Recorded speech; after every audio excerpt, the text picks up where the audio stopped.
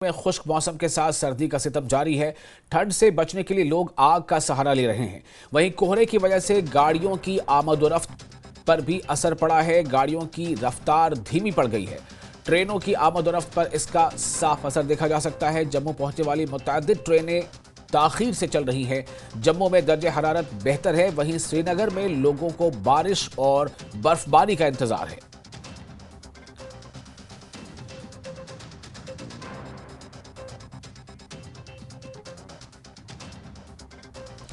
और हमारे साथ इस वक्त जुड़ चुके हैं इरफान श्रीनगर से और राजेंद्र टिक्कू हमारे रिपोर्टर जम्मू से। राजेंद्र, कैसा है मौसम जम्मू का? क्योंकि जम्मू में तो बर्फबारी की ज्यादा शायद तवक्को नहीं है, लेकिन फिर भी सर्दी को लेकर इस वक्त क्या हालात दिख रहे हैं? जी विशाल, अगर मौसम की बात करें तो कड़ाके की ठंड यहाँ जम्मू में पड़ रही थी। सुबह यहाँ का जो तापमान था 8 डिग्री सेल्सियस था।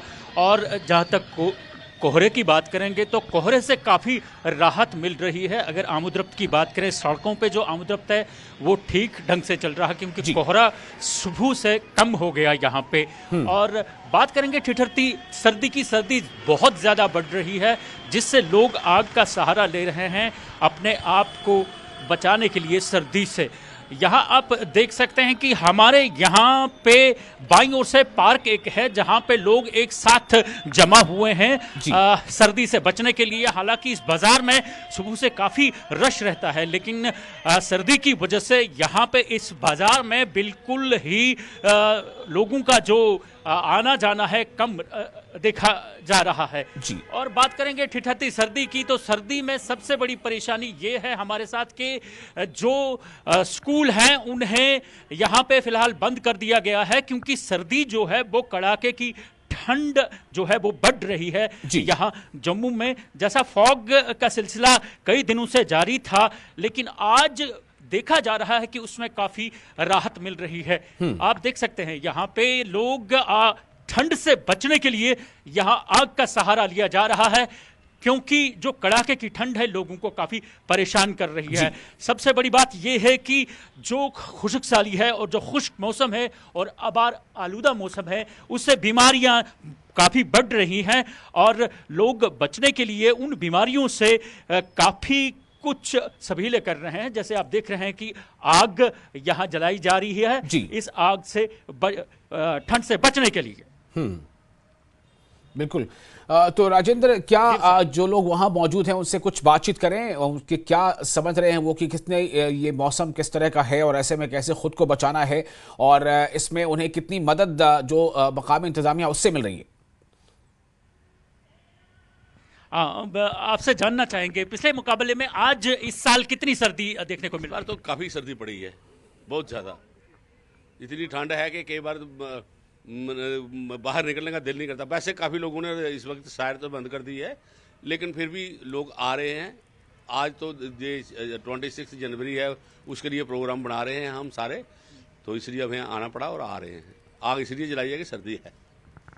आप देख सकते हैं कि जो एडमिनिस्ट्रेशन की तरफ से जो आप कह रहे हैं कि अभी तक ऐसा कोई इंतजामात नहीं किए गए, जैसे हर साल किए जाते हैं कि सड़कों के किनारे यहाँ पे आग जलाई जाती है ताकि लोगों को काफ़ी आसानी और आसाइश मिले सर्दी से बचने के लिए। और ये जो यहाँ पे अभी हम देख रहे हैं, ये मॉर्निंग वॉकर्स हैं जो यहाँ इस पार्क में हर रोज आते हैं। हालांकि ठंड से बचने के लिए उन्होंने आग का सहारा लिया है और इनका ये कहना है कि 26 जनवरी की तैयारी के लिए इनको यहाँ आना पड़ा, नहीं तो ठंड से बचने के लिए ये गुरेज करते घर में ही रहते।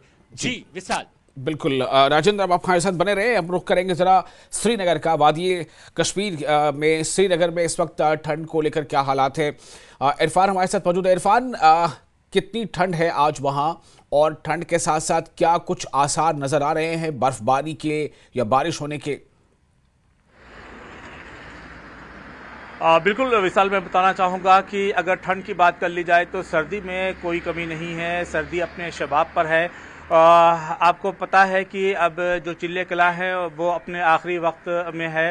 लगभग एक हफ्ते से भी कम का वक्त है। 31 जनवरी तक जो है वो चिल्ले किला रहता है। उसके बाद चिल्ले खुर्द की शुरुआत हो जाती है। तो आमतौर से जो चिल्ले कला का जब मौसम होता था तो यहाँ पर बहुत ज़्यादा बर्फबारी होती थी, बारिश देखने को मिलती थी और जो बड़ी तादाद में जो सयाह हैं वो भी वादी कश्मीर का रुख करते थे, यहाँ पर आते थे और यहाँ के जो नज़ारे हैं उससे लुत्फानंदोज होते थे। लेकिन इस बार का इस बार के जो हालात है वो बदले बदले से नज़र आ रहे हैं। अभी तक बर्फबारी नहीं हुई है, अभी तक बारिश नहीं हुई है और जो चिल्ले कला का जो मौसम है वो बिल्कुल अब अपने अख्ताम को है। लगभग एक हफ्ते से भी कम का वक्त बचा है। अगर महकमे मौसमियात की बात कर ली जाए, मेट्रोलॉजिकल डिपार्टमेंट का साफ तौर से ये कहना है कि 25, 26 और 27 इन 3 दिनों के अंदर जो है हो सकता है, इम्कान जाहिर किया जा रहा है कि जो बालाई इलाके हैं वहाँ पर बर्फबारी हो सकती है या फिर जो मैदानी इलाके हैं वहाँ पर जो है बारिश हो सकती है या हल्की जो है बर्फबारी हो सकती है। तो ये जो 3-4 दिन हैं इनमें हो सकता है कि बर्फबारी देखने को मिले। देखिए कि अहम वजह यह भी है कि जब चिल्ले कला का जब मौसम होता है और इस दौरान जब बर्फबारी नहीं होती है तो फिर लोगों को काफ़ी दिक्कतों का सामना करना पड़ता है, क्योंकि चिल्ले कला के दौरान जो बर्फबारी होती है वो जो पहाड़ों पर वो जमती है, वो ठहरती है और चिल्ले कला के बाद अगर चिल्ला खुर्द की बात कर ली जाए या चिल्ला बच्चा की बात कर ली जाए, अगर इस दौरान अगर बर्फबारी होती है तो वो जो है पहाड़ों पर इतनी ज़्यादा नहीं ठहरती है, वो पिघल जाती है। तो जो मौसम गर्मा है, जब ये बर्फ जब पिघलती है और मौसम गर्मा में जो पानी है उसकी जो आपूर्ति होती है तो वो जो है सही से नहीं हो पाती है अगर चिल्ले कला के दौरान जो है अगर बर्फबारी नहीं होती है। और महकमे सयाहत पर, माफ़ कीजिएगा, शोबे सयाहत पर तो इसका तो असर पड़ता ही है। शोबे सयाहत से भी जुड़े हुए कुछ लोग इस वक्त हमारे साथ मौजूद हैं, हम उनसे बात करने की कोशिश करेंगे। डल झील के किनारे इस वक्त हम मौजूद हैं, आप देख सकते हैं। जी सर, बताएं कि इस बार जो है मौसम काफ़ी बदला हुआ है, बर्फबारी नहीं हो रही है, बारिश नहीं हो रही है, तो ऐसे में आप लोगों के बिजनेस पर क्या असर पड़ा है? अस्सलाम वालेकुम। पिछले साल से काफ़ी असर पड़ा है हमारे बिजनेस पे। अगर हम पिछले साल के मुकाबले में देखेंगे, पिछले साल बर्फ़ थी, गुलमर्ग में भी बर्फ़ थी, जो यहाँ पर टूरिस्ट प्लेसेस है वहाँ पर बहुत ज़्यादा बर्फ़ थी और टूरिस्ट बहुत ज़्यादा आते थे। और पिछले साल के मुकाबले में इस साल तो बर्फ़ बिल्कुल हुई ही नहीं है और हमारे कारोबार पर बहुत असर पड़ा है। मैं बचपन से इसी टूरिज़म कारोबार के साथ जुड़ा हूँ, शाल बनाते हैं, बेचते हैं और ये सिर्फ हम पर ये असर नहीं पड़ा है, ये जो यहाँ पर टैक्सी वाले हैं, हाउस बोट वाले हैं, शिकारे वाले हैं, उन पर भी काफ़ी असर पड़ा है। और ये बताइए कि जैसे अगर पिछले साल बर्फबारी हुई थी, बारिश हुई थी, अच्छी खासी हुई थी चिल्ले कला के मौसम में, तो उस वक्त अगर मान लीजिए आप 100 रुपये अगर बेच लेते थे, 100 रुपये का सामान बेच लेते थे, तो इस बार कितना बेच लेते हैं? इस बार समझिए आप 50 से कम मतलब 50% इस पर असर पड़ा है, बल्कि 70% असर पड़ा है, 30% ही हम इस वक्त कमाते हैं। और ये बराबर यहाँ पर इस साल नहीं हुई है, ये सिर्फ टूरिज्म पर असर नहीं पड़ेगा, जो हमारा यहाँ पर एग्रीकल्चर सिस्टम है उस पर भी असर पड़ेगा। पानी की किल्लत हो जाएगी आगे तो मतलब दुआ कर रहे हैं कि जल्द से जल्द बारिश हो। यही दुआ करते हैं और उम्मीद पर ही दुनिया कायम है और हम पूरी उम्मीद करते हैं कि हाँ इंशाअल्लाह ये जो मौसम का डिपार्टमेंट है यहाँ पर, उन्होंने कहा है कि 26 जनवरी से बर्फबारी शुरू हो जाएगी, बर्फबारी होगी, बिल्कुल हो जाएगी। तो देखा विशाल आपने कि किस तरीके से जो शोबे सयाहत है उस पर असर पड़ा है, जो रोज़मर्रा के दिनों में जो बेचते यहाँ पर, चाहे शॉल की बात कर ली जाए, मफलर की बात कर ली जाए या गर्म कपड़ों की बात कर ली जाए, तो इस तरीके से ये लोग जो है यहाँ पर जो सयाह आते हैं मुल्क के मुख्तलिफ कोनों से या फिर बाहर से जो लोग आते हैं, बैरून मुल्क से जो लोग आते हैं, तो उनके दौरान जो है ये लोग जो हैं ख़रीदारी करते हैं, तो इनसे इनको फ़ायदा होता है। तो इन लोगों की रोज़गार पर भी इसका बहुत असर पड़ा है, क्योंकि जो टूरिस्ट है, जो सयाह है, उनमें काफ़ी कमी देखने को मिल रही है।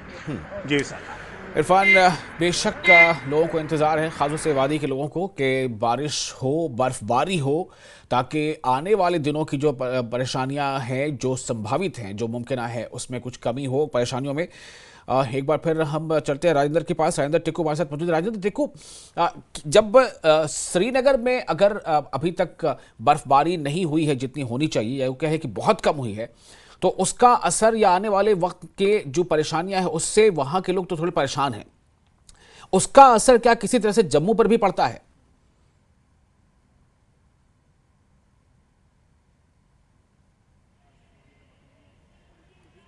राजेंद्र टिक्को को आपको मेरी आवाज मिल पा रही है? जी विशाल, माजरत खा हूं, मैं आपकी आवाज नहीं सुन पा रहा हूं। जी जी जी मैं कोशिश करता हूं कि आप तक हम फिर से पहुंचे।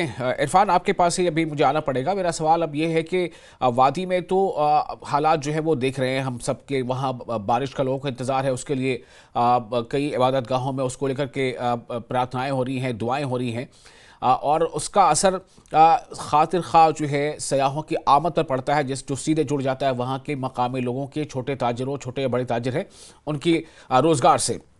तो इरफान, कितना असर पड़ता नजर आ रहा है? अगर हम इस असर को थोड़ा नापने की कोशिश करें कि इसका असर कितना है, अगर बर्फबारी हो रही होती जैसे कि होती आई है तब क्या हालात होते, नहीं हो रही है तो कितना असर पड़ रहा है?